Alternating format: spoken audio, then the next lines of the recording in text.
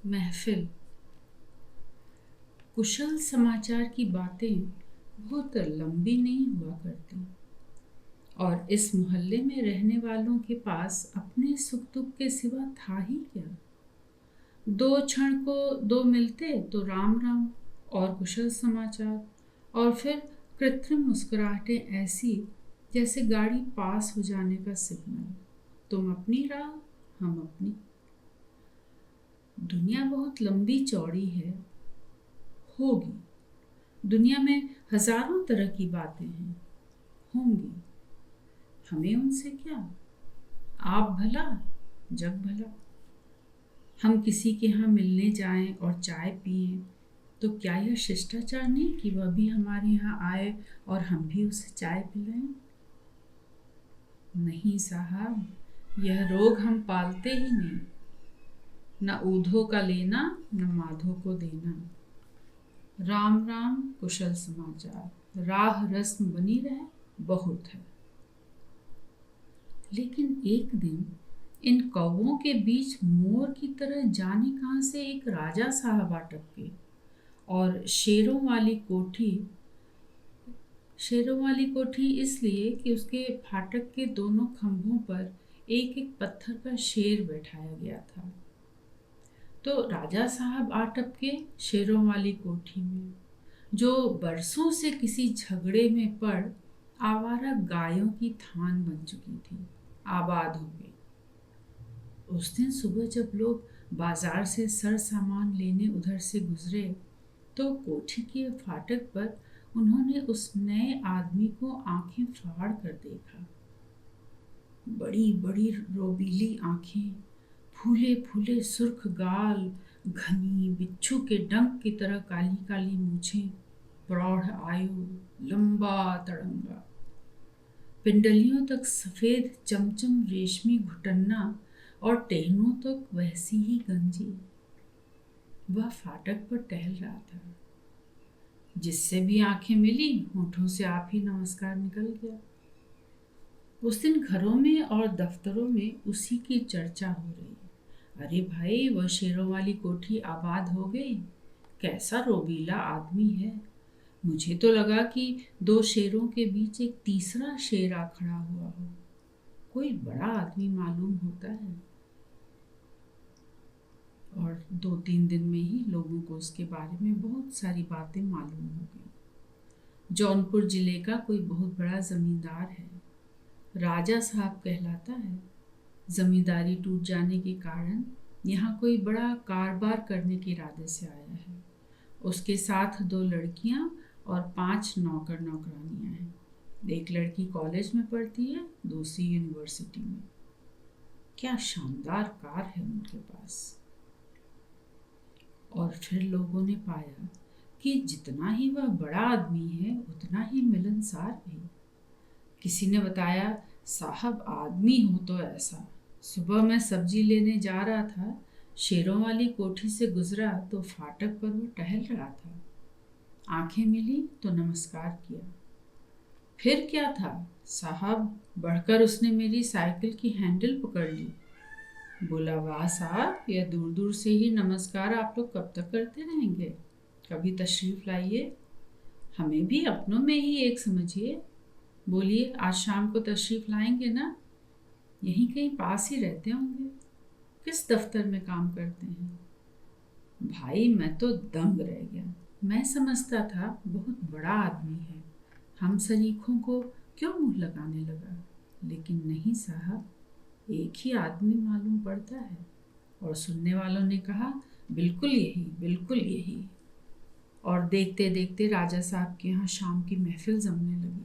ठंडाई के साथ पान सिगरेट और राजा साहब के लखनऊ जर्दे का तो लोगों को कुछ ऐसा चस्का लगा कि घरवालियों की डांट फटकार भी बेमानी हो गई। दफ्तर से छूट भागम भाग घर आ साइकिल पटकी और राजा साहब के यहाँ हाजिर। पीछे से औरत चिल्लाती रहे, कौन परवाह करता है। राजा साहब की जबान पर हर आदमी का नाम ऐसे आ गया जैसे वे सबके सब उनके जमाने के परिचित हों। और लोगों ने पाया कि राजा साहब में इतनी खूबियां हैं जितने आसमान में तारे। एक दिन राजा साहब ने कहा, भाई आदत भी क्या शय है। लोग चौकन्ने होकर सुनने लगे। राजा साहब ने महफिल पर एक नजर डाली और आगे बढ़े। अब हमारी आदत ये कि जब तक 10 को खिला ना लें, मुंह में कौर ना पड़े। जब तक 10 की महफिल में 10-5 बातें कह सुन ना लें, रात को नींद ना आए। और अब तकदीर का करना यह हुआ कि हमारी महफिल उजड़ गई, वतन छूट गया और इस बेगानी जगह पर आ पड़े। खाना खराब हो गया, नींद हराम हो गई। लेकिन वो कहा है ना, भगवान चींटी को चून देता है तो हाथी को दून। साहबान, हम आप लोगों के शुक्रगुजार हैं कि आप लोगों ने हमारी महफिल फिर गुलजार कर दी। अजी साहब, हम लोग क्या हैं? लोग बोल उठे। यह तो आपकी मेहरबानी है कि हमारी शामें रोशन हो गई। और राजा साहब ने आवाज लगाई, अबे ननकुआ, सिगरेट का दूसरा टिन ला। जाड़े के दिन आए, शामें उदास होने लगी और राजा साहब ने देखा कि उनकी महफिल की रौनक भी कम होती जा रही है। उनकी समझ में ना आ रहा था कि ऐसा क्यों हो रहा है। आदर सत्कार में तो कोई कमी हुई नहीं। ठंडाई की जगह अब चाय का प्रबंध रहता है। सिगरेट पान की कोई कमी नहीं। फिर भी महफिल नहीं जमती। इक्के दुक्के लोग आ भी जाते हैं तो उन्हें जल्दी ही भाग जाने की पड़ी रहती है। शनिवार की शाम थी। आज महफिल कुछ जमी थी। राजा साहब ने पूछा, भाई ये क्या बात है? ऐसी हमसे क्या खता हुई कि आप लोग? नहीं नहीं साहब, लोग बोल उठे, ऐसी कोई बात नहीं। एक बोला, आजकल दफ्तर से लौटते शाम झुक जाती है। दूसरा बोला, मेरे पास साहब क्या बताऊं, ऐसे कपड़े नहीं कि। तीसरा बोला, मुझे तो साहब दफ्तर से लौटकर बच्चों को संभालना पड़ता है। महरी ने काम छोड़ दिया है, उन्हें भी अब घर बासन भी करना पड़ता है। क्या बताएं, ऐसे नमक हराम हो गए ये लोग। गर्मी बरसात में हमें महरी की बिल्कुल ज़रूरत नहीं रहती, तो ये लोग हाथ जोड़ते हैं। बाबू आप छुड़ा देंगे तो हम क्या खाएंगे, यही तो हमारा सहारा है। और जाड़ा आया तो इनका दिमाग चढ़ जाता है। ये कमबख्त आंखें नहीं मिलाते, मोल सुनाते हैं, नमक हराम कहीं के। और जाने क्या हुआ कि राजा साहब अचानक अट्ठास कर उठे। लोग अचकचा कर उनकी ओर देखने लगे, लेकिन उनका अट्टहास रुकने का ही नाम न ले रहा था। और फिर लोगों को भी जाने क्या हुआ कि वे भी हंसने लगे। सांस फूल गई और खांसी ने जब जोर मारा तो राजा साहब रुके। फिर देर तक खांसते रहे, रुमाल से मुंह, नाक, आंखें पोंछी। फिर बोले, साहब माफ कीजिएगा, आपके साथ हमारी पूरी हमदर्दी है। हंसी आने की वजह दूसरी थी। क्या वजह थी साहब? कई लोग बोल पड़े। इनकी बात सुनकर हमें अपनी एक नौकरानी की याद आ गई। आप लोग चाहें तो सुनाएं, बड़ी दिलचस्प बात है। जरूर जरूर सुनाइए साहब, सब चिल्ला पड़े। और राजा साहब ने कहानी शुरू की। हम 2 भाई हैं। मैं बड़ा हूँ। मैं 20 भी पूरे नहीं कर पाया था कि अचानक पिताजी का देहांत हो गया। उस समय मैं कॉलेज में पढ़ रहा था। हमारे कारिंदा एक मुंशी जी थे, बड़े ही विश्वास पात्र और स्वामी भक्त। उनकी राय थी कि मैं पढ़ना जारी रखूं, वह सब संभाल लेंगे। लेकिन माता जी इसके विरुद्ध थी। उनका कहना था कि पढ़कर क्या होगा, मैं जमींदारी संभालूं। जमाना बड़ा खराब लगा है, किसका मन कब डोल जाएगा कौन जानता है। सो पढ़ाई छोड़कर मैं जमींदारी संभालने लगा। फिर बड़ी धूमधाम से मेरी शादी हुई।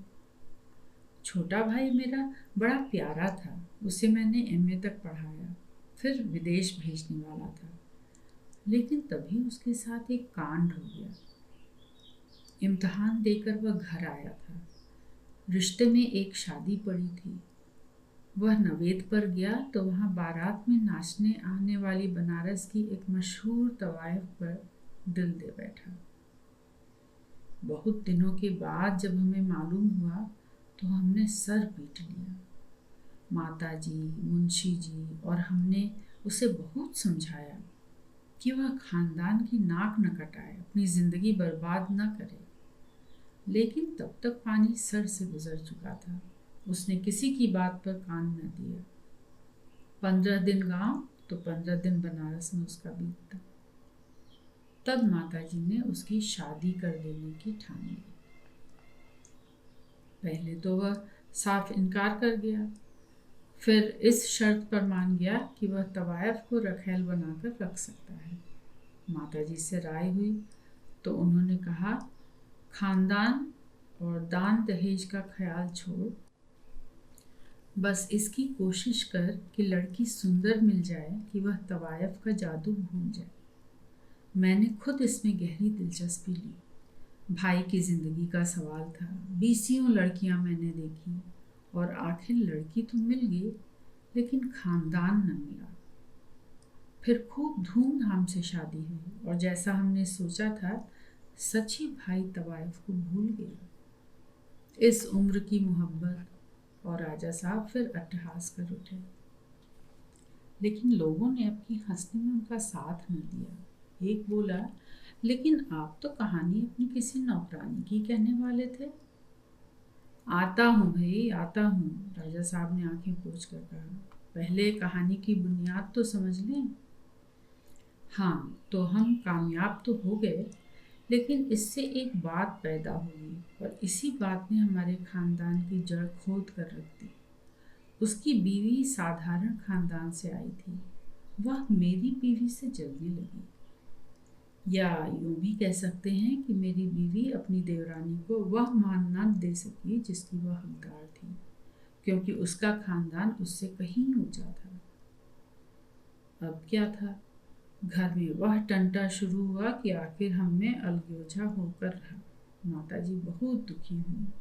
मुझे भी कम दुख न था, लेकिन दूसरा कोई चारा न था। अब सवाल उठा कि माताजी किसके साथ रहेंगी। वह हम दोनों को बराबर मांगती थी, फिर भी मैंने सोचा था कि वह हमारे साथ ही रहेंगी। कई दिनों तक वह चिंता में पड़ी रही। आखिर उन्होंने एक दिन फैसला सुना दिया कि वह दोनों के साथ रहेंगी, यानी किसी के साथ नहीं रहेंगी। उनका हिस्सा भी अलग कर दिया जाए। अलग्योझे का एक दिन मुकर्रर किया गया। नाना और हम दोनों के ससुर बुलाए गए।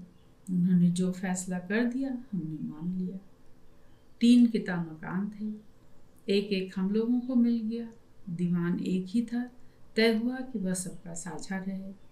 जायदाद बराबर बराबर बांट दी गई। जेवरात तो जिसके जिस्म पर थे बहाल रखे गए। नकदी का सवाल उठा तो माताजी ने कहा कि जब तक वह जीवित हैं वह उन्हीं के पास रहेगी, मरते वक्त वह उसका बांट बखरा लगा देंगे। यह हमें मान्य न था, लेकिन हमारे बुजुर्गों ने जब समझाया कि वह विधवा हैं, उनकी बात न मानी जाएगी तो जग हंसेगा। आखिर वह क्या करेंगी रुपयों का, सब तुम्ही लोगों का तो है। माँ से रार बेसहना अच्छा नहीं, तो हम मान गए। 4 साल तक सब ठीक ठाक चलता रहा। मुंशी जी माताजी की जायदाद संभालते थे। उनका कोई खर्चा न था, बस रहती वह अपने मकान में थी। खाना एक वक्त हमारे यहाँ खाती तो दूसरे वक्त भाई के यहाँ। कपड़े भी हम ही देते। उनके पास सिर्फ एक नौकरानी थी, वही उनका सारा काम संभालती। माताजी ज्यादातर समय पूजा पाठ में बिताती। कोई न कोई धार्मिक अनुष्ठान वो बराबर नादे रहती। हम दोनों भाई अपनी अपनी तरह उन्हें खुश रखने की बराबर कोशिश करते। जेठ का महीना था।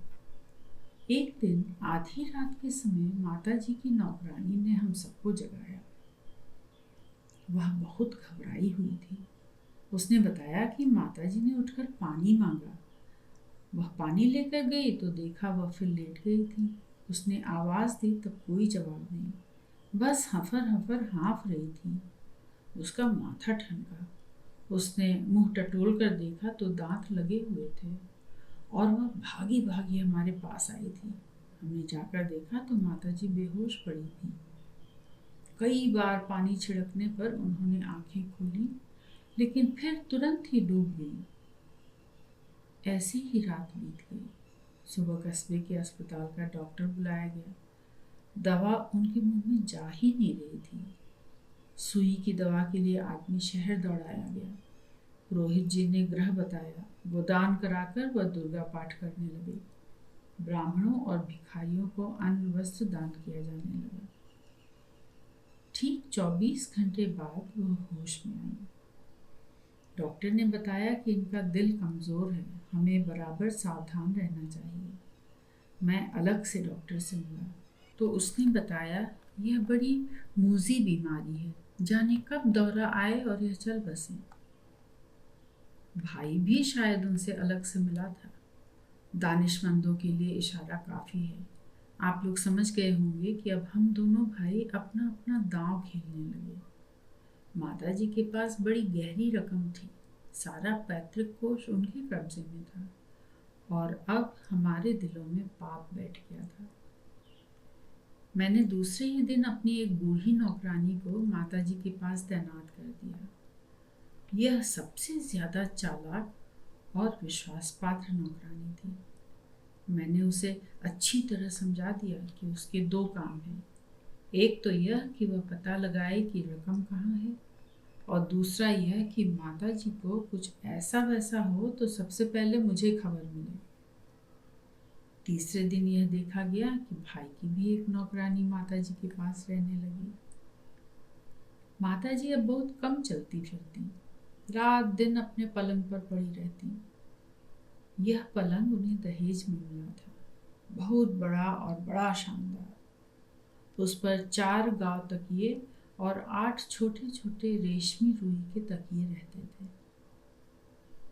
3 महीने के बाद उन्हें फिर दौरा आया।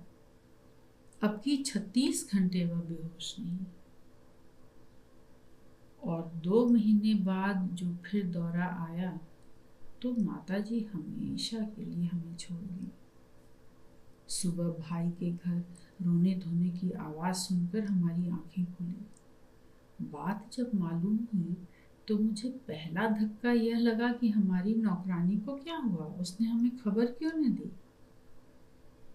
भागम भाग पहुंचा तो देखा माताजी अपने शयन कक्ष में पलंग पर निष्प्राण पड़ी थी और हमारी नौकरानी उनके पास ही फर्श पर बैठी सिसक रही थी। मारे गुस्से के मैं जल रहा था। चीख कर बोला, भक्तिनिया, तूने हमें खबर क्यों नहीं दी? वह बिलख कर रो पड़ी और हाय हाय करती बोली, हम का करती सरकार, छोटके बाबू हमार हाथ गोड़ बांध के मुंह में लुग्गा ठूस देते रहलन। सब माल टाल लोग ढो चुकल हैं, तब जाके अभी थोड़ी देर पहले तो हम पे छोड़ल हैं लोग। और उसने चारों ओर देखकर ऐसी आंख मारी कि मैं तो दंग रह गया।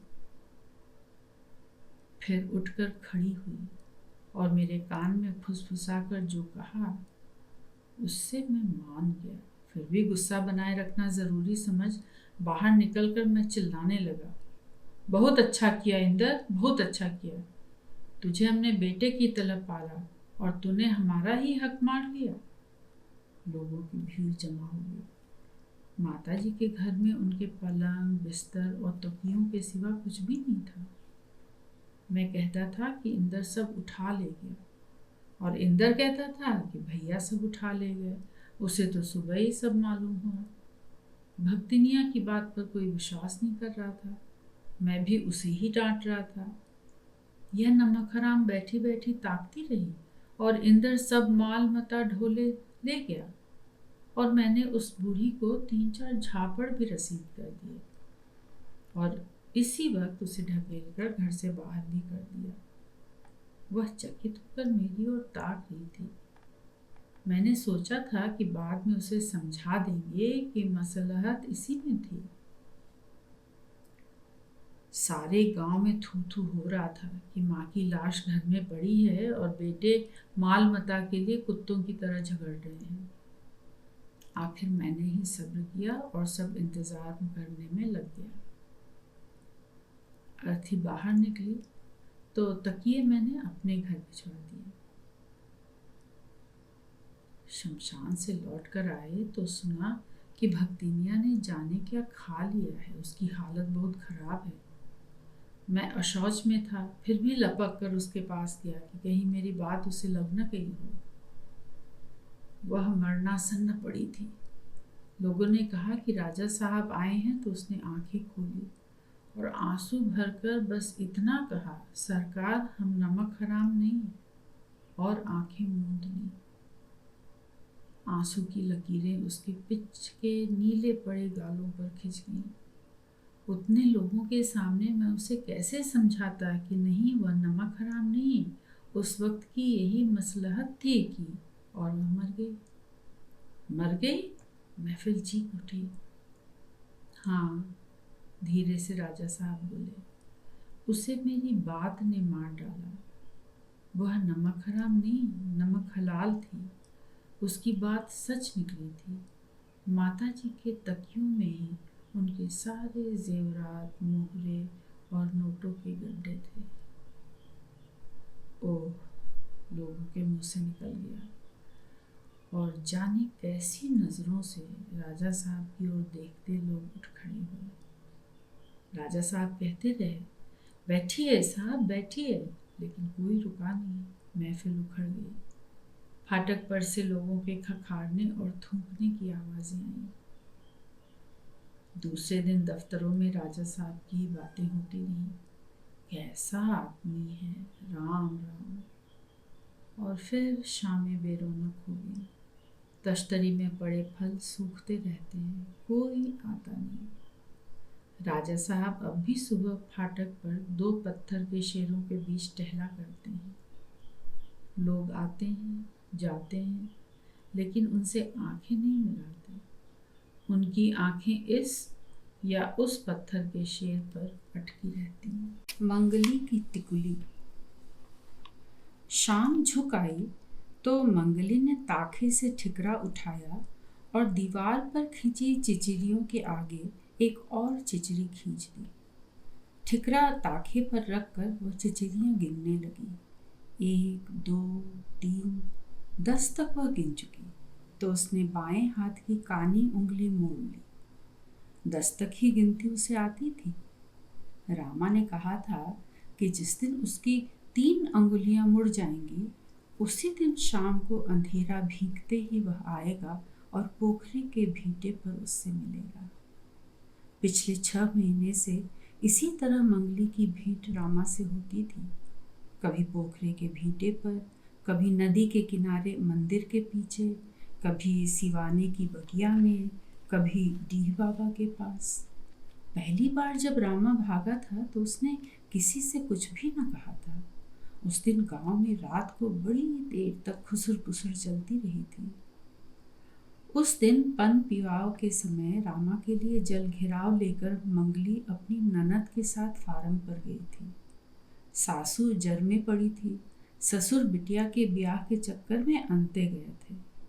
पन पियाव की बेरा निकली जा रही थी। सासू ने कई बार बिटिया को बाहर भेजा था कि कोई लड़का या बड़का मिले तो उसे बुला लाए, चिरौरी मिनती करके उससे बेटे के लिए जल घिराव भेजवा देगी। लेकिन कोई भी न मिला। सब बाग बगीचे, खेत खलिहान या फार्म पर चले गए थे। जेठ चढ़ गया था, कटनी और दौनी तेजी पर थी। सासू जर में न गिरी होती तो वह भी किसी के खेत में कटाई करती होती। ससुर की मामूली खेती, मिलजुल कर दाम इसकर वे निकल गए थे। सासू को उसी में घाव लगा था और वह गिर पड़ी थी, लेकिन ससुर न रुके थे। बिटिया सयानी हो गई थी। इस लगन में उसे पार घाट लगा ही देना था। वही बेटे से कह गए थे कि कुछ दिन फार्म पर काम करके कुछ पैसा कमा ले, बिटिया के विवाह में ज़रूरत पड़ेगी। लेकिन रामा फार्म पर फिर नहीं जाना चाहता था। कई बार फार्म का मालिक उसे अपने यहाँ से भगा चुका था। उसका कहना था कि रामा फार्म के मजदूरों को भड़काता है। रामा ने माई से कहा था कि वह कस्बे में जाकर कोई मजूरी कर लेगा। इस तरह माई ने उसे समझाया था कि जब तक उसका जी ठीक नहीं हो जाता या बुढ़ऊ लौट के नहीं आ जाते, तब तक वह फार्म पर काम कर ले। फिर जहाँ जी में आए जाकर काम करे, उसे कौन रोकेगा? 2-4 रोज की तो बात है। फार्म पर काम बहुत था, मजदूरों की किल्लत थी। सुबह रामा पहुंचा तो मालिक ने उसे यह चेतावनी देकर रख लिया कि वह सिर्फ अपने काम से मतलब रखेगा, मजदूरों से वह और कोई बात न करेगा। रामा को उसका क्या जवाब देना था, वह काम में जुट गया। 2 दिन बुढ़िया ही कांपती डोलती बेटे का जल घिराव और दोपहर का सत्तू दे आई थी। तीसरे दिन वह बिल्कुल लस्त हो गई थी, उठकर बैठने के भी उसमें होप न थी। जल पियाव की बेरा जब ढलने लगी तो आखिर मंगली ने कहा, कहीं तो हम ही जल घिराव दे आई, बेरा खरा गई, कहीं खराई उराई ना हो जाए। तू कहवा जेबे नौकी? माई ने व्याकुल होकर कहा। 4 दिन का आइल बहुरिया, तोरा के तो रस्तो नहीं खे मालूम। पूछा ताछत चल जाए मैया, मंगली ने कहा। रउआ रास्ता बता दें। सासू क्या करती, हार पछताकर उसने कहा, तू बिटिया के साथे ले ले।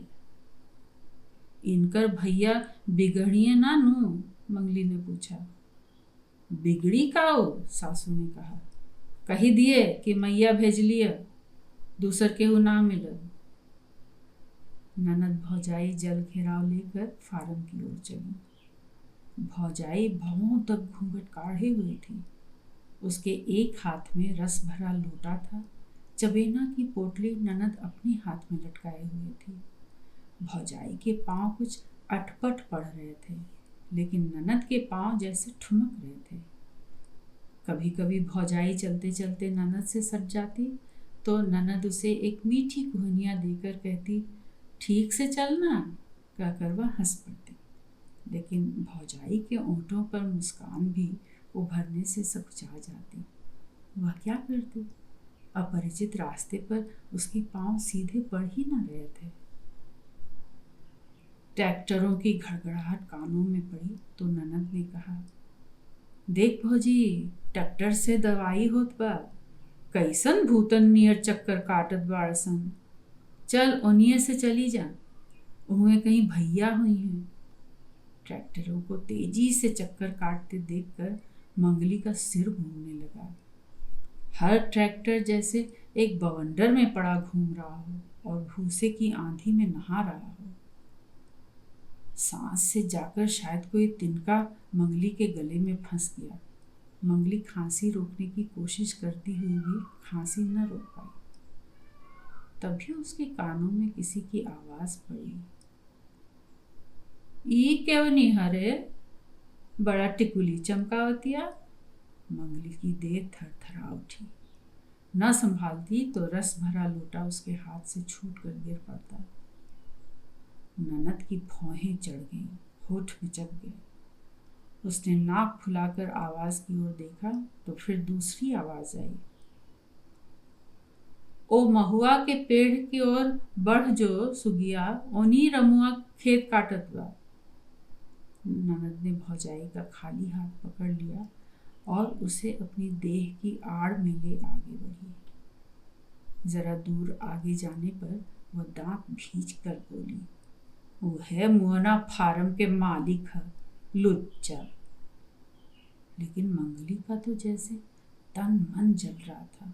उसके पांव तेज तेज उठने लगे। रामा ने उन्हें महुए के पेड़ के नीचे खड़े देखा तो पुकार लगाकर दौड़ता हुआ खेत से उनके पास आ गया।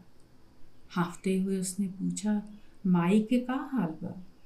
सुगिया ने चबेने की पोटली हाथ में तमाते हुए कहा, ठीक नहीं थे। मंगली ने हाथ का लोटा ननद की ओर बढ़ा दिया। साय में बैठते हुए रामा ने कहा, बैठा सन, और वह चबेने की पोटली खोलने लगा। सुगिया उसके सामने बैठ गई, लेकिन मंगली मुंह फेर कर खड़ी रही। उसके उस तरह खड़े होने के ढंग से ही जैसे रामा को लगा कि कोई बात है। उसने एक फांक मुंह में डालते हुए सुगिया से पूछा, का बात है तोर भौजी? तू खा, सुगिया ने कहा और अपनी भौजी का हाथ पकड़कर उसे बैठाने लगी। लेकिन मंगली ने अपना हाथ छुड़ा लिया और जैसे थोड़ा और भी ऐंठ कर खड़ी हो गई। रामा ने जल्दी जल्दी चबेना फाँका और लोटे का रस गटक लिया। फिर बोला, अब बताओ सुगिया का भइला। तभी मंगली ने अपने माथे की टिकली नोच कर रामा के सामने फेंक दी। धूल में गिरकर टिकली जैसे घायल बहूटी की तरह तड़प उठी। रामा ने टिकली की ओर एक नजर देखा और फिर मंगली की ओर और फिर सुगिया की ओर। सुगिया कांप उठी। लटपटाती जबान से उसने बता दिया कि मालिक ने भौजी की टिकली देखकर बोली मारी थी। अच्छा तो निका जा सन। सुगिया ने लोटा और अंगोछा उठाया और अपनी भौजी का हाथ पकड़कर चल पड़ी। रामा वहीं खड़ा उन्हें जाते हुए आंखें तरेर कर देखता रहा। वे खलिहान को पार कर गई तो उसने टिकुली उठाकर टेंट में खोसी और खेत की ओर चला गया। वह डंठलों को हंसुए से काट रहा था, जैसे किसी दुश्मन का गला काट रहा हो। वह एकदम चुप काम कर रहा था। उसके साथियों में से जो उसके छोटे भाई लगते थे, दिल लगी की भौजी जल घिराव ले आयल रहलिस, मालूम होता मटकिया गयलिस। जल्दी जल्दी कटला से दिन तो जल्दी थोड़े ढल जाए। अरे खैका लेके फिर आई हो, तनी धीरज धरा। बोलियां बोल बोल वे खुद हंसते रहे, लेकिन रामा न बोला, सो न बोला। हंसने की तो बात दूर। तब सबको शंका हुई कि कहीं कुछ बात ना हो। फिर उन्होंने बात पूछी, माई का हाल पूछा। फिर भी रामा ना बोला, न उनकी ओर देखा। तब वे किसी आशंका से घबरा उठे। रामा जब कभी इस तरह चुप लगाता था, कोई ना कोई वारदात होके रहती। एक बार नहीं, कई बार वे देख चुके थे। एक बार पटवारी को उसने मारा था, दारोगा से तो कई बार भिड़ा था, और फार्म के मालिक से तो अक्सर ही वह लड़ जाता था। उसी ने फार्म पर औरतों का काम करना बंद कराया था। उसके पहले फार्म क्या था, व्यभिचार का अड्डा बन गया था। नौजवान लड़कियों के बीच में मालिक भेड़िए की तरह घूमा करता था, और दोपहर के खाने की छुट्टी के समय रोज हल्ला होता था। रातों का तो कहना ही क्या था। शोहदे इकट्ठे होते, खस्सी कटता या मुर्गे जिबा होते, दारू की बोतल खुलती और किसी न किसी लड़की को पकड़ लाया जाता। लोग परेशान थे, लेकिन किसी से कुछ करते न बनता था। आखिर यही रामा कई दिन की चुप्पी के बाद उठा था, नौजवानों से सलाह मशवरा किया था, और एक रात वे सब फार्म के कमरे पर टूट पड़े थे। शोहदों ने लाठियां उठाई थी, लेकिन नौजवानों की भारी भीड़ देखकर वे भाग खड़े हुए थे। नशे में धुत फार्म के मालिक के हाथ में बंदूक कांप रही थी। लड़की कमरे से भागकर भीड़ में आकर अपना मुंह आंचल से ढककर रो रही थी। रामा ने मालिक को ललकारा था, चलाओ बंदूक चलाओ, फिर देखो कि तुम्हारी हड्डी पसली का क्या होता है। मालिक ने बंदूक नहीं चलाई थी। वह कमरे का दरवाज़ा बंद करने लगा था तो उसे रोककर रामा ने कहा था, कल से ये बदमाशियां बिल्कुल बंद हो जानी चाहिए, समझे। फार्म पर का अड्डा टूट गया था। मालिक शाम होने के पहले ही गांव की अपनी हवेली में घुस जाता था, लेकिन उसकी बदमाशियां खत्म न हुई थी। मजूरों को गालियां देना, उन्हें पिटवा देना, उनकी बहू बेटियों को उड़वा लेना, सब जारी था। सिर्फ उसका ढंग बदल गया था। रामा ने उससे हर मौके पर लोहा लिया था। हर वारदात के बाद मालिक उसे फार्म से निकाल देता, पुलिस बुलाता, लेकिन वह बहुत आगे न बढ़ता। वह जानता था कि पुलिस और गुंडों की सुरक्षा से फार्म नहीं चलता, फार्म मजूरों से चलता है। मजूरों से दुश्मनी करके वह फार्म नहीं चला सकता। इसलिए रामा फिर जब उसके यहाँ काम के लिए जाता था तो वह उसे काम दे देता था। मालिक भी अपनी घात में रहता था और रामा भी अपनी घात में रहता था। मालिक अपने गुंडों की संख्या बढ़ा रहा था तो रामा भी अपनी किसान सभा को मजबूत कर रहा था। मालिक किसी मजूर को गाली देता तो मजूर भी उससे सुनाए बिना ना रहता। मालिक किसी मजूर की मजूरी काटता तो दूसरे दिन उसे पता लगता कि जितनी मजूरी उसने काटी थी उसके दुगने की फसल रात कट गई। मालिक का कोई गुंडा किसी मजूर पर हाथ छोड़ता तो उस गुंडे की भी जल्दी ही मरम्मत हो जाती। मजूर अब खाली हाथ कभी ना रहते। लाठी, हंसुआ, छुरा और कुछ नहीं तो एक लोहे का टुकड़ा जरूर उनके पास रहता था। रामा का कहना था, पास में कोई हथियार रहने से मन का बल बना रहता है। रामा का दोपहर का खैका नहीं आया। महुए के पेड़ के नीचे चितान लेटा हुआ वह दांतों से तिनका कुतरता रहा। मजूरों ने अपने खैके में से उसे कुछ खिलाना चाहा, लेकिन उसने कुछ न खाया। वह वैसे ही पड़ा रहा। मजूरों को अब कोई संदेह न रहा कि आज कल में जरूर कुछ होगा, लेकिन क्या होगा इसके विषय में वे सोच न पाते। उन्हें आशा थी कि जब रामा किसी निर्णय पर पहुंच जाएगा तो वह उनसे सलाह मशविरा करेगा। वे इंतजार करने लगे और मन ही मन अपने को तैयार करने लगे।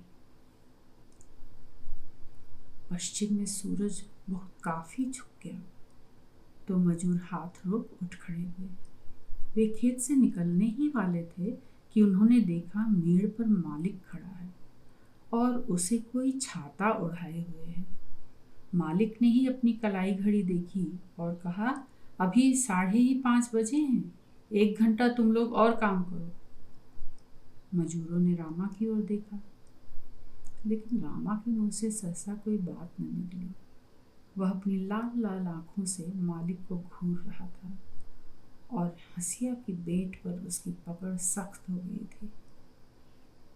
मालिक ने फिर कहा, रामा ने ठीक से काम करने का वादा किया है, तुम लोग उसकी ओर क्या देख रहे हो?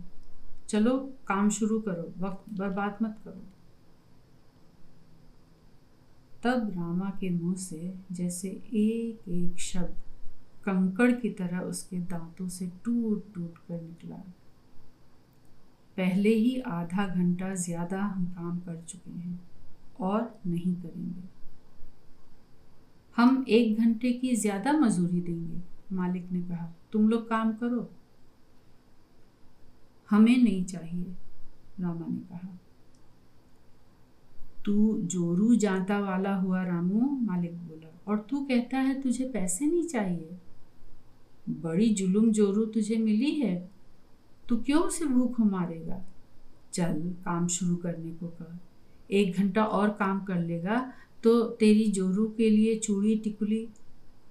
फिर क्या हुआ कोई देख न पाया, जैसे बिजली कौंधी हो, और फिर छाते वाले की पुकार सुनाई पड़ी, पकड़ो पकड़ो उसे। रामा को कौन पकड़ता? मालिक गिर पड़ा था। रामा के हंसिए की नोक मालिक की दाईं आंख में घुस गई थी। मजूरों ने सबसे पहले मंगली और सुगिया को उनके घर से हटाया। माई ने पूछा तो उन्होंने कोई बहाना बना दिया। खबर मिली कि फार्म के मालिक को कस्बे के अस्पताल ले जाया गया और वहां से जिले के अस्पताल को पहुंचाया गया। गांव में पुलिस का दल आया। राम के घर और पास पड़ोस के घरों की उन्होंने तलाशी ली। फिर कुछ मजूरों को धमकाया और पीटा भी। रात भर गांव में खुसर खुसर होती रही। किसी की समझ में ना आ रहा था कि आखिर रामा ने फार्म के मालिक को वैसा दंड क्यों दिया। किसी का कहना था कि रामा ने मालिक की गर्दन पर अपना हंसिया फेंका होगा, लेकिन लग गया वह उसकी आंख में। और किसी का कहना था नहीं, रामा ने मालिक की आंख को ही निशाना बनाया था और हंसिया ठीक अपने निशाने पर पड़ी। लेकिन क्यों?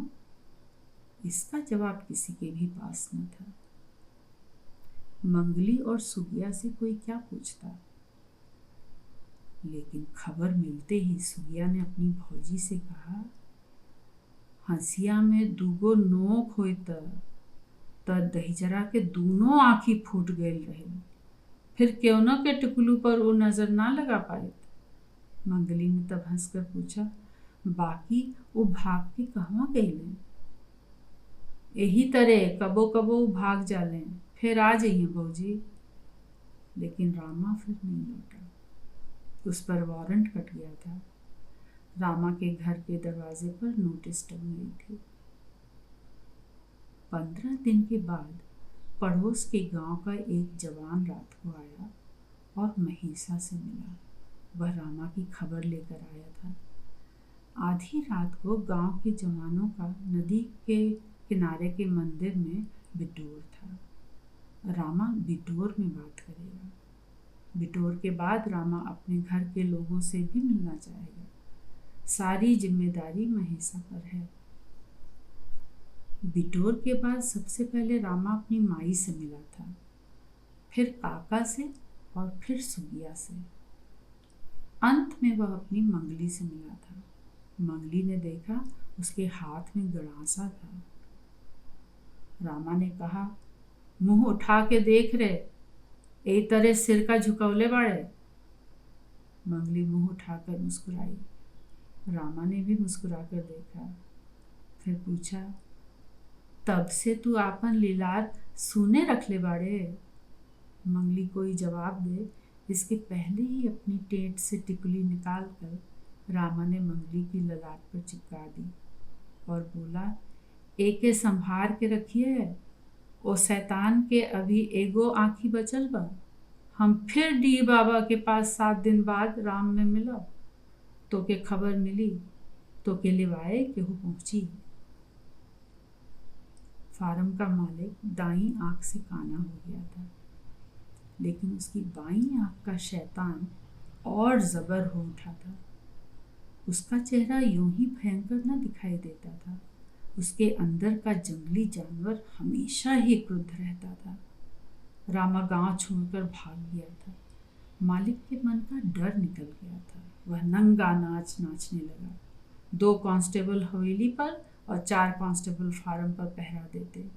गांव के सभी मजदूरों को उसने निकाल दिया। बाहर से मजदूरों को बुलवाया, लेकिन उसे क्या मालूम था कि मजदूर चाहे गांव का हो या बाहर का, वह आखिर मजदूर ही होता है। दिन में काम और रात को। फार्म की भदई की तैयार फसल में से रात को कहीं न कहीं कुछ कटकर गायब हो जाती। न मालिक की समझ में कुछ आता और न कांस्टेबलों की। रात में फसल की निगरानी का कार्यक्रम बना। मजदूरों में से कुछ को रात का खाना देकर पहरे पर तैनात किया गया। कांस्टेबलों को गश्त पर रखा गया। फिर भी फसल कटती रही। आखिर परेशान होकर मालिक ने कच्ची पकी फसल कटवा कर खलिहान में इकट्ठी करा दी, लेकिन इससे भी कोई फायदा ना हुआ। रात को कटी फसल में से भी कुछ उठ गई और साथ ही एक कांस्टेबल भी जख्मी हो गया। तब थाना खलबला उठा। दारोगा का ध्यान अचानक ही रामा ही हो गया। अपनी पूरी कोशिशों के बावजूद वह रामा को पकड़ ना पाया था। उसने फिर एक बार अपना जोर लगाया। मालिक को यह खबर मिली तो उसकी कानी आंख रामा के घर की ओर उठ गई। उसे याद आई रामा की जोरू, जिसकी टिकुली उसने एक दिन फार्म के खलिहान के पास देखी थी। रामा उसकी फसल लुटवा रहा है, तो उसने एक कुटिल मुस्कान के साथ सोचा, वह भी रामा का कुछ तो लूट ही सकता है। एक रात गांव में एक बड़ा तमाशा उठ खड़ा हुआ। यह खबर चारों ओर फैल गई कि फार्म के मालिक के 2 गुंडे रामा के घर में घुसे थे। औरतों ने हल्ला मचाया और मर्द जब वहां पहुंचे तो उन्हें मालूम हुआ कि गुंडे औरतों की मूसलों से चोट खाकर भाग खड़े हुए। लोग खूब हंसे और औरतों की पीठ भी ठोंकी। अब के बाद जे हमारी बहू बेटी को आंख उठा के देखी त जवानों के बिटोर होते रहे, कभी इस गांव में कभी उस गांव में। हर गांव में फार्म खुले थे, हर गांव में मालिक थे और हर गांव में मजूर और छोटे छोटे किसान थे। सारा इलाका ही एक संघर्ष भूमि बन गया। कई मालिक तो अपनी जान बचाने के लिए रात को थाने पर चले जाते हैं, लेकिन काने मालिक ने अपनी हवेली और फार्म को ही थाना बना दिया। गांव में थोड़े दिनों के लिए सन्नाटा छाया रहा। रामा ठीक दिन पर, ठीक जगह पर, ठीक समय पर आता और मंगली से मिल जाता। मंगली चिचरी खींचती और उन्हें गिनती रहती। जिस शाम गिनती पूरी होती, मंगली अपना माथ बांधती और सिंदूर लगाती। माथे पर वह टिकली साटना वह कभी भी न भूलती। उस शाम मंगली की 3 अंगुलियां मुड़ गईं, तो वह खुशो माथ बांधने बैठ गई। सुगिया ताड़ गई कि भैया मिलने वाले हैं। वह उसके पास जाकर बोली, आज हमहू चलब। चला, मुस्कुराकर मंगली बोली। सुगिया भी तैयार हो गई। झुटपुटा हुआ तो एक जवान ने सीधे उनकी झोपड़ी में आकर माई के पांव छुए। फिर मंगली की ओर देखकर बोला, आज ऐसे ना चले के हुई, चारों ओर कुत्ता सूंघत फिरत बड़े सन। फिर मंगली ने पूछा, कैसे चली? सुगिया बोली, आज हमहू चलब। ना, जवान ने कहा, तू फिर कबो चलिया, आज नहीं, आज ही अकेले जइहें मर्द के भेष में। मंगली ने अपने होंठ काट लिए। जवान बोला, देर मत करा, हम ओसारा में चलत आनी। तू जल्दी रामा भैया के चाहे काका के कौनो कपड़ा पहन ला, आई अपनी टेटी में खोस ला। कहकर उसने एक छुरा मंगली के हाथ में पकड़ा दिया और बाहर हो गया। मंगली कपड़े बदलती गई और सुगिया हंसती रही। ललाट की टिकली उतारने में मंगली को बड़ा दुख हुआ, लेकिन फिर कुछ सोचकर उसने टिकली भी टेंट में खोस ली। उसका इरादा था कि उनके पास पहुंचकर वह टिकली माथे पर साट लेगी। वे बाहर निकले तो झटपटा गहरा गया था। पगडंडी पर वे अगल बगल चल रहे थे। दोनों ओर गन्ने के खेत थे। वे यूं ही कुछ बातें करते जा रहे थे। पोखरे का भीटा अब दूर नहीं था कि सहसा उन्हें दोनों ओर गन्ने में सरसराहट की आवाज सुनाई दी। वे उधर उधर देखें कि पटापट उन पर लाठियां गिरने लगी। जवान गिर पड़ा और संभल कर वह उठे कि उसने देखा कि 8-10 लोग मंगली को उठाए गांव की ओर भागे जा रहे थे। जवान भाग कर भीटे पर पहुंचा और रामा को यह खबर दी। फिर वे दोनों वहां से तुरंत निकल गए। 1 घंटा बीतते न बीतते गांव के उत्तर में घड़ियाल बज उठा। टनन टनन टनन टनन। घड़ियाल लगातार बजता रहा और उसकी आवाज बढ़ती गई, यहाँ तक कि गांव के चारों ओर घड़ियाल की आवाजें ऐसे गूंजने लगी जैसे घने काले बादल गरजते तरसते मंडराते चले आ रहे हों। फिर उन बादलों में जैसे चारों ओर बिजलियां कड़क उठी। गांव का अंधकार अनगिनत मशालों से भग भग जल उठा और उसका दायरा धीरे धीरे फार्म के मालिक की हवेली को घेरते हुए छोटा होने लगा। हवेली और मर्दाने के ओसारे में तैनात गुंडे लाठी और कांस्टेबल बंदूकें उठाकर खड़े हो गए। वे कुल गिनती में 12 थे और उनके सामने अनगिनत मशालें जल रही थी। कांस्टेबलों और गुंडों को लगा जैसे हजारों लाल लाल आंखें उन्हें घूरती हुई आगे बढ़ रही हों। तभी मर्दाने के अंदर से एक चीख की आवाज आई। उसे सुनकर बाहर की खामोशी भड़क उठी और धाएं धाएं गोलियां बोल उठी। कांस्टेबल और कई गुंडे घायल होकर गिर पड़े तो मशालें मर्दाने के ओसारे में आ गई। कईयों ने एक साथ जोर लगाया तो दरवाजे के अंदर की किल्ली चरचराकर टूट गई और पल्ले चौपट खुल गए। किसी पल्ले की चपेट में आकर ही शायद फार्म का मालिक फर्श पर गिर पड़ा था। उस पर कई लाठियां एक ही साथ पड़ी। खून के फव्वारे फूट पड़े। एक ने अपना गणासा उठाया तो रामा ने उसे रोक दिया। नहीं, इसे मारना नहीं है। रामा ने आगे आकर अपने लठबाजों को रोका। शैतानी की हम क्या सज़ा देते हैं, इसका सबूत बनकर इसे जिंदा रहना चाहिए। 2 ने मालिक की महीन धोती चीड़ फाड़ कर रख दी। रामा ने एक छुरी अपने टेंट से निकाली और मालिक का लिंग काट कर उसके मुंह पर दे मारा। पलंग के पास फर्श पर मंगली बेहोश गिरी पड़ी थी। रामा ने उसे उठाया और अपने साथियों से कहा, अब चलो। घड़ियाल खामोश हो गए, मशालें बुझ गईं, कदमों की आवाजें दूर होती गईं, हवेली को अंधकार लील गया। प्यारा बुआ।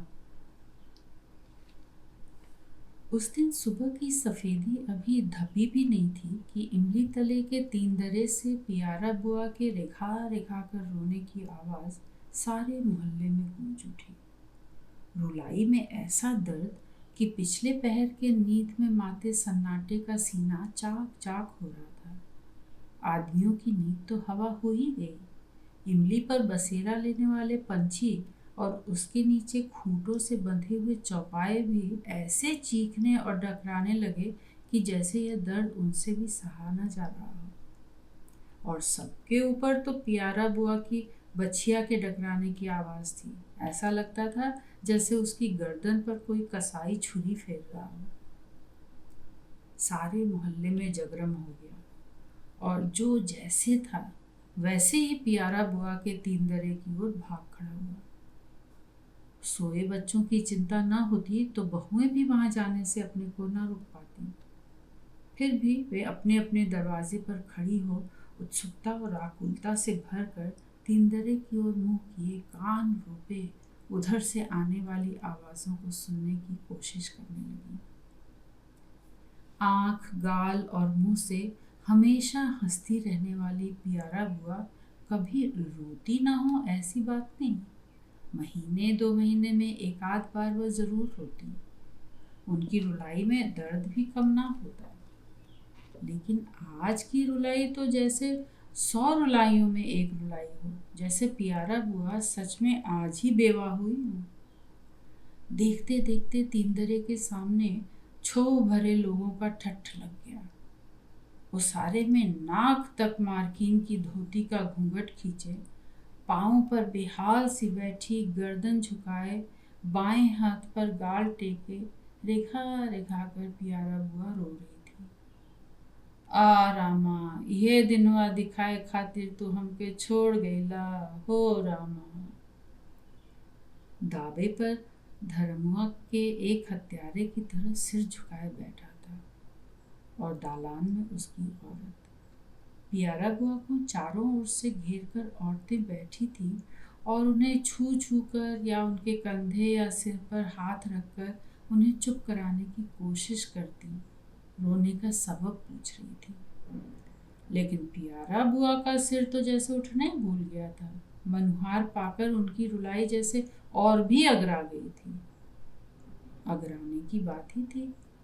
प्यारा बुआ को आंख दिखाने वाले यह जान तो ले कि उन्हें जानने मानने वाले कितने हैं। मोहल्ले और गांव की बात कौन चलावे। बाहर के आने जाने वाले पंथी भी जितना प्यारा बुआ को जानते मानते थे उतना कितनों के नसीबों में ना होता है। जो कोई भी वहां आता या जाता, जहां कहीं भी वह जाती, प्यारा बुआ कहते लोगों की जबान घिसती। बहुओं और औरतों को तो तीज त्योहार भी बिना उनके हुकारी पारे ना होता। ऐसी कोई बहू नहीं जो पियरी पहने और उनके पांव छूकर असीस ना ले। ऐसी कोई औरत नहीं जो कोई गहना बनवाए और उनसे राय न ले। किसी बच्चे के दांत उठें तो घुट्टी वो तैयार करें, किसी की आंख आए तो रुखरा वो पारें, किसी के नाक खान छेदने हों तो प्यारा बुआ, ब्याह शादी पूजा पाठ में वो गीत कढ़ावें तो गीत शुरू हो। किसी के भी रंज गम में सबसे आगे हो। किसकी इज्जत उन्होंने नहीं ढकी, किसकी ज़रूरत पर वह काम ना आई, किसके घर की लगी को बुझाने में उन्होंने मदद नहीं की, किसकी बिगड़ी उन्होंने नहीं बनाई। मर्द भी उनका मुंह जोते, बिना उनकी राय लिए कोई कदम न उठाते। घर के सामने रास्ते से गुजरने वाले किसी पंथी को बिना 2 घड़ी बिलमाए और मीठा पानी पिलाए वह चले जाने दें, ऐसा कभी हुआ ही नहीं। इसी गांव में वह 50 पार करने को आई। उन्हें पियारा कह के पुकारने वाले गांव में अब इन्हें गिने ही रह गए हैं। कभी कभी बात चलने पर उनमें से कोई बताता है, आज पियारा को देखकर कौन कह सकता है यह सुंदर शरीर लेकिन फूटा कर्म लेकर दुनिया में आई थी। ब्याह की डोली चढ़कर गई तो 3 महीने के अंदर ही भंगा के वापस आ गई, विधवा हो गई और यहाँ 6 महीने के अंदर ही बेबाप की हो गई। छोटा इकलौता भाई धर्मुआ उस वक्त 12 का था और माँ ऐसी बकलोल कि इस दोहरे सदमे से उसका दिमाग ही चल गया। उसके रोने और हंसने में कोई फर्क ही नहीं रह गया। पियारा का देवर क्रियाक्रम में आया तो उसने पियारा को ले जाने की इच्छा प्रकट की। पियारा का एक दयाद माँ भाई को अपने यहाँ रखने को तैयार हो गया, लेकिन पियारा बोली, मेरी जो गति अब होनी होगी यही होगी। तुम लोग खोज खबर लेते रहना और मैं कुछ नहीं चाहती। और पियारा की देह पर जो मार्किन की धोती चढ़ी तो फिर कोई दूसरा कपड़ा किसी ने कभी भी नहीं देखा, और जो उसका घूंघट भौहों के नीचे झुका तो तब से किसी मर्द ने उसकी आंखें न देखी। कोई कहता, पियारा तू गांव की बेटी है, यह घूंघट काहे को काढ़े रहती है? तो वह कहती, भैया इसी की शर्म बची रहे। बाप पोत पर लेकर एक बैल से खेती करता था। क्रियाक्रम में बैल बिक गया था। पियारा से खेती क्या होती? वह एक पिसनहारी के साथ मिलकर घर की जात पर दिन रात कनिक पीसने लगी। बाजार के दिन वह धामी में कनिक सजा माथे पर ले पिसनहारी के साथ कस्बे बेचने जाती। थोड़े ही दिनों में उनकी कनिक बाजार में मशहूर हो गई। फिर धर्मू के माथे भी वह कनिक ले जाने लगी। सत्तू चाट चाट कर 3 बरस तक उसने गुजर किया। फिर एक दिन देखा कि उसके ओसारे में कुरुई और मौनी सज रही है। मालूम हुआ कि वह कनिक के साथ साथ मर मसाले की दुकान भी खोलने जा रही है। कहते हैं पियारा का तभी से दिमाग खुल गया। एक दिन वह था और एक दिन यह है। पियारा ने 3 दरा बनवा लिया, धर्मू की शादी रचाई। अपने मीठे व्यवहार, परोपकारी स्वभाव और परिश्रम की कमाई की बदौलत उसने मोहल्ले और गांव को जीत लिया और सबकी प्यारी पियारा बुआ बन गई। और भैया मार्किन की धोती और भौं के नीचे तक घूंघट में उसे आज देखो तो क्या तुम कह सकोगे कि वह 50 पार करने को आई? ऐसी मजबूत काठी और मेहनत की बनी तंदुरुस्ती कि उसे देखकर मुश्किल से मुश्किल काम भी दहल जाए। लेकिन भैया जब से धर्मों की शादी हुई है, रह रहकर कभी न कभी बर्तन बज ही उठते हैं। बेचारी पियारा लड़ाई झगड़ा क्या जाने, वह नाक तक घूंघट खींचकर बस रोने लगती है और उसकी रुलाई का दर्द किसी से सहा नहीं जाता। और तो और पियारा की बचिया ऐसे डकारने लगती है जैसे उसकी गर्दन पर कोई कसाई छुरी फेर रहा हो। कभी कभी डर लगता है भैया कि कहीं बचिया पगहा न उड़ा ले। पियारा के देवर अब भी साल 6 महीने में खोज खबर लेने आते हैं। कहीं कसाई धर्मुआ और उसकी औरत के कारण पियारा मोहल्ला गांव छोड़कर अपनी ससुराल चली गई तो, और कहने वाले बूढ़े की कुचकुची आंखों से लोर ढड़कने लगता है, लेकिन सुनने वाला एक अजीब मुस्कान होठों पर लाकर कहता है, बाबा मोहल्ला गांव धर्मुआ से कहीं बड़ा है, वह अपनी पियारा बुआ को कहीं भी नहीं जाने देगा। यह खूंटा कोई वैसा कमजोर नहीं। एक पांव का जूता। जाने कैसी आवाज उनके कानों में पड़ी कि वह चिहुक उठी। 3 दिन से रात में कई कई बार ऐसा हो रहा था। जीवन में पहले ऐसा कभी हुआ हो उन्हें याद नहीं। इसी कारण 2 रातों वह अपने कानों पर विश्वास न कर सकी। यूं ही कुछ नहीं कहकर उन्होंने अपने को बहला लिया और करवट बदल कर सो गई। किंतु आज वह कुछ सावधान थी।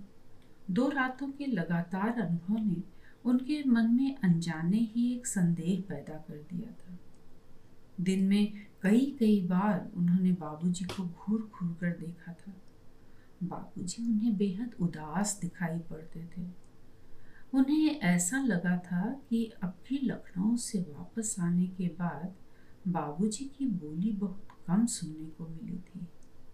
लेकिन ऐसा तो जीवन में अनेक बार हो चुका था। उनके मौन व्रत से कौन परिचित नहीं। फिर भी आज उन्हें लगा कि जरूर कोई बात है। बाबूजी उदास यूं ही नहीं होते। मौन व्रत भी वह सबसे कहकर ही धारण करते। लेकिन इधर तो बाबूजी ने उनसे भी कोई बात नहीं की थी। उन्होंने पूछा था, क्या बात है, ऐसे खोए खोए क्यों दिखाई देते हैं? तबीयत तो ठीक है? बाबूजी ने जाने कैसी नजरों से उन्हें एक पल को देखा था और फिर आंखें झुकाकर घर से बाहर चले गए थे। उन्हें इस तरह जाते हुए देखकर मन में खटका होना स्वाभाविक ही था। उन्होंने सोचा शायद वह बाहर बैठक में जाएंगे। वह दरवाजे तक आई थी, लेकिन बाबूजी तो दूसरी दिशा में उसी तरह सिर झुकाए जाने कहाँ चले जा रहे थे। बिना कोई खबर दिए तो वह कभी नहीं जाते। वह वहीं फर्श पर बैठ गई थी। जरा दूर जाकर ही बाबूजी लौट आए थे। द्वार पर ठिठक कर वह बोले थे, मन व्यग्र है, लेकिन तुम कोई चिंता न करो, जाकर भोजन करो, मैं थोड़ा आराम करूंगा। और वह बैठक की ओर बढ़ गए थे। बाबूजी के इस तरह के व्यवहार की वह अभ्यस्त थी। बाबूजी ने उन्हें शुरू से ही सिखाया था कि उनकी व्यग्रता की स्थिति में उन्हें अकेले छोड़ देना चाहिए, उनके पीछे नहीं पड़ना चाहिए और उनके आदेश का बिना किसी हील हुज्जत के पालन करना चाहिए। उन्हें इसी से शांति मिलती है।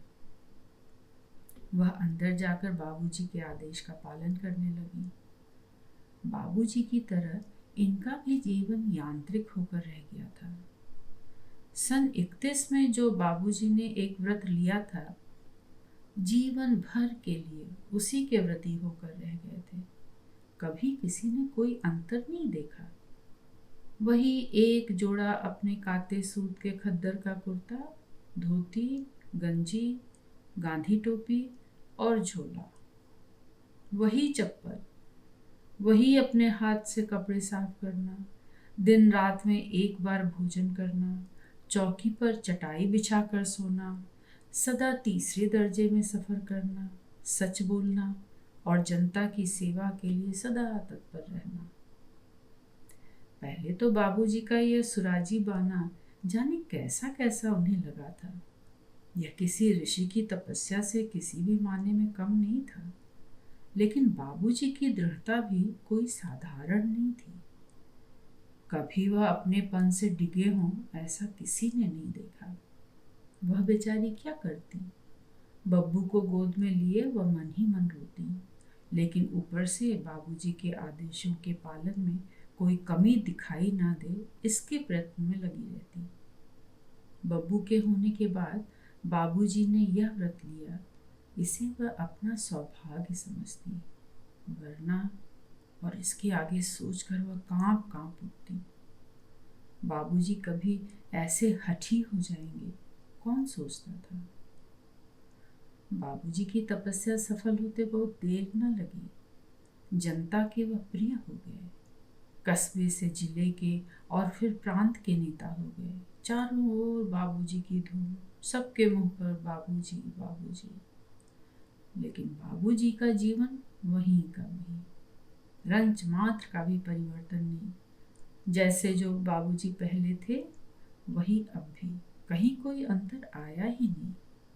फिर जेल, पुलिस की लाठियां और सन 42। भगवान की कृपा से उन्हें सिर्फ 10 साल की सजा हुई, वरना लोग तो कहते थे फांसी पर लटका दिए जाएंगे। प्यूनिटिव टैक्स, खेती बाड़ी जब्त, कैसे कटे थे बब्बू की माँ के दिन। भगवान दुश्मन को भी ना दिखाए वैसे दिन। लोग उनके पास भी आते सहमते, घर में एक दाना नहीं। रात को पड़ोसी सोता पड़ने पर छुपकर कुछ खाने को दे जाता, जो अधम काया की भूख मिटती, वरना तो फाका। आखिर ये यातना और आतंक के दिन भी कट ही गए। स्थिति सुधरी तो खोज खबर लेने वाले भी आए। फिर 3 बरस बीतते न बीतते बाबूजी छूट कर आ गए। उनका स्वागत देखकर जैसे सारा कष्ट भूल गया, वह एक दिन और यह एक दिन। बाबूजी घर में आए तो बब्बू को गोद में उठाकर चूमा और उसकी माँ के सिर पर हाथ रखकर पूछा, तुम्हें बहुत कष्ट सहना पड़ा ना? 3 वर्ष तक रोते रोते बब्बू की माँ के आंसू जैसे सूख गए थे। इस क्षण अचानक जाने कहां से फिर उबल पड़े। बाबूजी जाने कैसे कंठ से बोले, रोती हो? मैं तो नहीं रोया। बब्बू की माँ आंचल से आंसू पोंछती हुई बोली, आप आ गए ये तो खुशी के आंसू थे। बाहर भीड़ बाबूजी जिंदाबाद के नारे लगा रही थी। बाबूजी अचानक गंभीर होकर बोले, मैं आ गया, तुम खुश हो, लेकिन मेरी खुशी तो गुलाबी ने लूट ली है। जब तक हमारा देश आजाद नहीं हो जाता, हमारी खुशी वापस नहीं आने की। आजादी बहुत मुश्किल चीज है, इसके लिए। और वह बब्बू को गोद से उतारकर बाहर चले गए। बब्बू की माँ की समझ में कुछ ना आया था। उनकी खुशी बहुत ही छोटी थी, वही उनका जीवन था। उन्होंने बाबूजी को कभी किसी शिकायत का मौका नहीं दिया। लेकिन जब बाबूजी की खुशी के दिन आए तो अचानक ही बब्बू की माँ को लगा कि अब उनकी खुशी बहुत बड़ी हो गई है। कई बार उनका मुंह खुला कि बाबूजी से कुछ कहें, लेकिन कुछ कहने की हिम्मत नहीं पड़ी। जाने वह खुशी बाबूजी के चेहरे पर कब आई और कब चली गई, जैसे एक फुलझड़ी जली हो और बुझ गई हो, और बब्बू की माँ मुंह ताकती रह गई हो। बब्बू ने किसी तरह हाई स्कूल पास किया और अपनी योग्यता से या भाग्य से रेलवे में क्लर्क हो गया। लोगों ने बब्बू की माँ से कहा, बाबूजी का इकलौता लड़का। और लेकिन बब्बू की माँ ने बाबूजी से फिर भी कोई शिकायत न की। लोगों ने कहा, बाबूजी के सभी साथी जाने क्या से क्या हो गए, लेकिन बाबूजी एमएलए होकर भी। लेकिन बब्बू की माँ ने बाबूजी से फिर भी कोई शिकायत न की। और बाबूजी के जीवन में जैसे कोई परिवर्तन आने ही वाला न हो। वही सब कुछ, बल्कि और भी सख्ती के साथ। कभी कभी वह आप ही बब्बू की माँ के पास आ बैठते और जैसे आत्म स्वीकृत कर रहे हों, बोल उठते, बब्बू की माँ, मैं कितना गलत सोचता था। आज़ादी अपने में कोई खुशी की चीज़ नहीं, खुशी तो देश की खुशहाली में है। हाय, हम कितने गरीब हैं, कितने दुखी हैं। जिस दिन यह गरीबी दूर होगी, दरअसल वही खुशी का दिन होगा। और बब्बू की माँ जैसे उनकी यह बात भी नहीं समझती और उनका मुंह ताकती रहती। उनकी खुशहाली बहुत छोटी थी और वह सोचती थी कि बाबूजी उसे बड़ी आसानी से हासिल कर सकते हैं, लेकिन वह कुछ भी न कहती। लोग कहते, बाबूजी सचमुच महात्मा है। बब्बू की माँ सुनती और गुनती कि महात्मा का अर्थ क्या होता है, लेकिन कहती कुछ नहीं। लोग कहते, न रहने पर तो सभी फकीर बनते हैं, रहने पर जो फकीर बने वही सच्चा फकीर। बब्बू की माँ सुनती और गुनती कि फकीर किसे कहते हैं, लेकिन कहती कुछ नहीं। उनकी बानी तो बाबूजी थे, उन्हें खुद कहने की क्या जरूरत। एक बार पहले भी इसी तरह लखनऊ से लौटकर उन्होंने अपनी व्यग्रता प्रकट की थी, लेकिन उस बार तो जरा ही देर बाद बब्बू की माँ के पास आकर हंसते हुए कह गए थे, वे सब मुझे पाखंडी कहते हैं बब्बू की माँ। कहते हैं जब फर्स्ट क्लास का टिकट मिलता है तो थर्ड क्लास में सफर करने का क्या मतलब, कुछ समझती हो। बब्बू की माँ क्या समझे, जीवन में उन्होंने सफर कब किया कि उन्हें फर्स्ट और थर्ड की तमीज हो। लेकिन उस बार रात में कभी कोई ऐसी आवाज सुनाई नहीं दी थी। अब की तो 3-3 दिन बीत गए। दिन भर बाबूजी मौन व्यग्रता में पड़े रहते हैं और रात में कई कई बार जाने कैसी आवाज बब्बू की माँ के कानों में पड़ती है कि वह चिहुक चिहुक कर उठ बैठती हैं। लगता है जैसे कोई बालक रोता हो, बापू बापू की रट लगाता हो। बब्बू की माँ आज रात अपने को बहला न सकी, वह उठ बैठी। आवाज वैसी ही आ रही थी। उन्होंने जरा ध्यान से आहट ली तो लगा आवाज बाहर से आ रही है। बाहर सहन में बाबूजी सो रहे थे। अंदर आंगन की अपनी चारपाई से बब्बू की माँ उठ खड़ी हुई। आंगन में मैली चांदनी फैली हुई थी। दिन भर की लू की मारी हवा इस वक्त कुछ ठंडी ठंडी सी लग रही थी। रात के सन्नाटे में वह किसी बालक के रुदन सी आवाज कितनी भयानक लग रही थी। बब्बू की माँ को ध्यान आया कि पहले तो यह आवाज जरा जरा देर में चुप हो जाती थी, लेकिन आज तो यह जाने कब से आ रही है। दूर के अपने स्टेशन पर जाने बब्बू कैसे हैं, क्यों ऐसा लगता है कि जैसे बब्बू ही रो रहा हो, जैसे शिकायत कर रहा हो कि बाबूजी ने उसकी पढ़ाई भी पूरी नहीं कराई, यह उम्र हो गई अभी शादी नहीं कराई।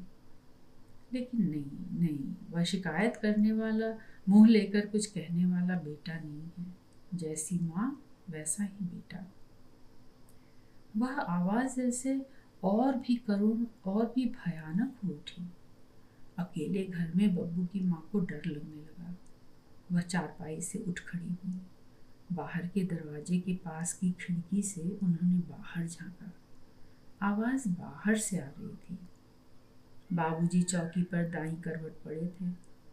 कोने में उनका मुंह छुपा हुआ था, साफ दिखाई न दे रहा था।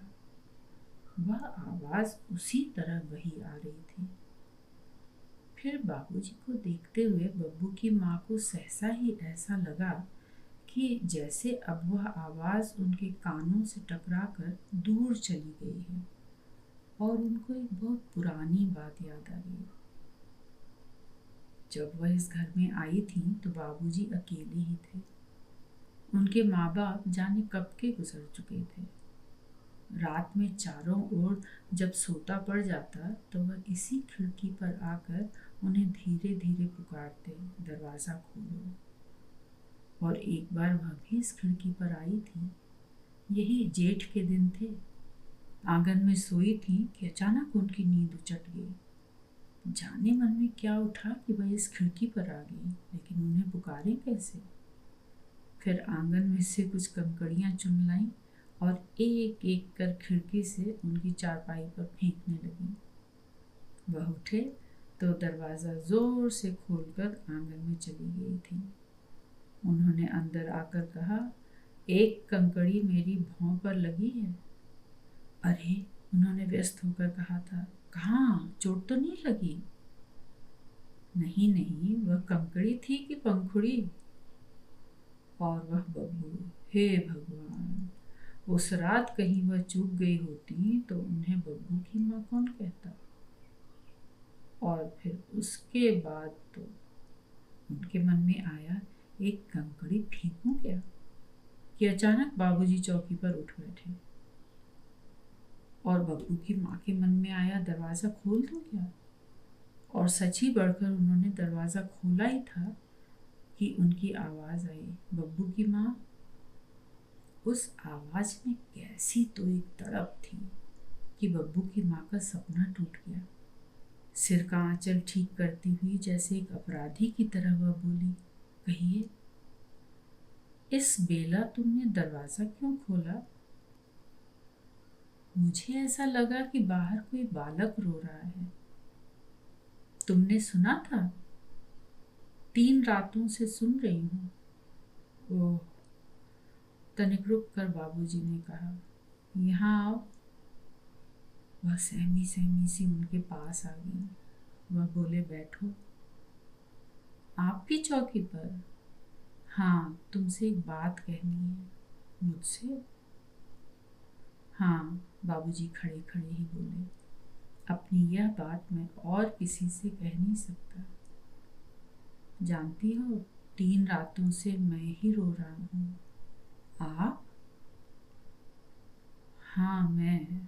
तुमने ठीक ही किसी बालक का रुदन सुना। इंसान जब रोता है तो बालक ही बन जाता है। लेकिन क्यों? आप तो मोह माया। कितने दिनों बाद आज तुमने मुझसे एक सवाल पूछा है। ओह, क्षमा कीजिए। नहीं नहीं बब्बू की माँ, एक नहीं, तुम 1000 सवाल पूछो। मेरा पतन हो गया है। जिस सिंहासन पर तुम लोगों ने मुझे बैठा रखा था, उससे मैं च्युत हो गया हूँ। मैं। यह सब आप क्या कहते हैं? मेरी समझ में। आज तक तुमने समझकर मेरी कोई बात नहीं मानी। मेरी बात ही तुम लोगों के लिए वेद वाक्य रही। लेकिन आज मैं चाहता हूँ कि पहले तुम मेरी बात समझो। तुम्हें मैं वह पूरी घटना ही सुनाता हूँ जिसने मेरे जीवन के सभी आदर्शों, सिद्धांतों और बड़ी बड़ी त्याग तपस्या की बातों को एक मामूली सी स्थिति की चट्टान पर पटक कर चूर चूर कर दिया है। मैं 3 दिनों से रो रहा हूँ, लेकिन ऐसा लगता है कि सारी जिंदगी जिस राह में चला हूँ उसी पर मैं भटक गया हूँ। सुनो, उस दिन गाड़ी में बेहद भीड़ थी। दोपहर को गाड़ी पहुंची तो ऐसी भीड़ डिब्बे में घुसी कि मेरा दम फूलने लगा। ऐसा लग रहा था कि मैं बेहोश हो जाऊंगा। लोगों की सांसों से जैसे लपटें छूट रही थीं। सोचा उतरकर जान बचाऊं, लेकिन उस भीड़ में से उतरना कोई मामूली काम न था। फिर भी मैं झोला लेकर उठ खड़ा हुआ और किसी तरह एक पग बढ़ाया ही था कि गाड़ी ने सीटी दे दी। अब क्या करूं? लोगों ने कहा, बैठ जाइए, गाड़ी चलेगी तो थोड़ी राहत मिलेगी। मेरे बैठते बैठते गाड़ी चल पड़ी। तभी एक चमौधा जूता मेरी गोद में आ गिरा। मैंने खिड़की की ओर नजर घुमाई तो एक पोटली मेरी पीठ से बज उठी। देखा, एक बूढ़ा किसान मेरी खिड़की में पांव डाले ऊपर चढ़ रहा है। जाने मुझे क्या हुआ कि मेरा दिमाग ही खराब हो गया। गोद का जूता उठाकर मैंने बाहर फेंक दिया और मारे गुस्से से कांपने लगा। किसानों ने अंदर आकर माथे का पसीना मेरे सिर पर चुलाते हुए कहा, क्षमा कीजिएगा बाबूजी, हमें 2 ही स्टेशन जाना है। उसके मुंह से बाबूजी सुनकर मेरे ऊपर घड़ों पानी पड़ गया। वह शायद मुझे पहचानता था। मैंने दूसरी ओर मुंह फेर लिया। वह अपनी पोटली और जूते संभालने लगा। फिर बोला, हमारा एक जूता किधर जा पड़ा? मैं जानता था कि उसका एक जूता कहाँ है, लेकिन मेरे मुंह से कोई बात नहीं निकली। अब मैं सोच रहा था कि कहीं से मालूम हो जाए कि मैंने ही उसका एक जूता। वह छटपटाकर आसपास के लोगों से पूछ रहा था और लोग उसे डांट रहे थे।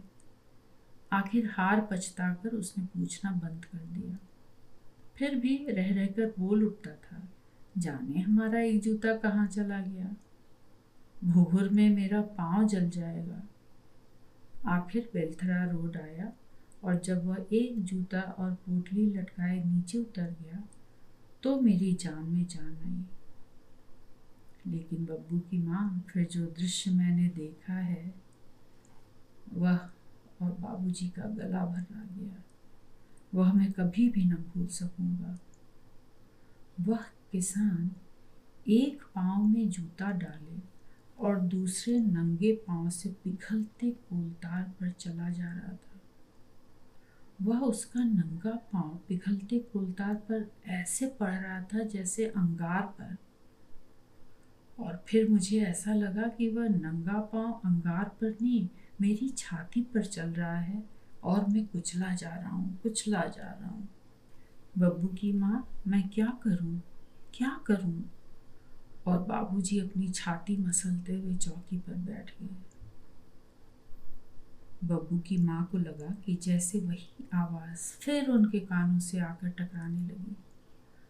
वह उठ खड़ी हुई और दरवाजे की तरफ बढ़ती हुई बोली, मैं क्या जानूं बाबूजी, मेरी समझ में तो आज तक आपकी कोई बात नहीं आई। फिर यह बात तो और भी मुश्किल मालूम होती है। मैं आपको भला क्या बता सकती हूँ? अंदर आंगन में आ वह अपनी चारपाई पर बैठी तो उन्हें लगा कि वह आवाज़ और भी तेज होती जा रही है।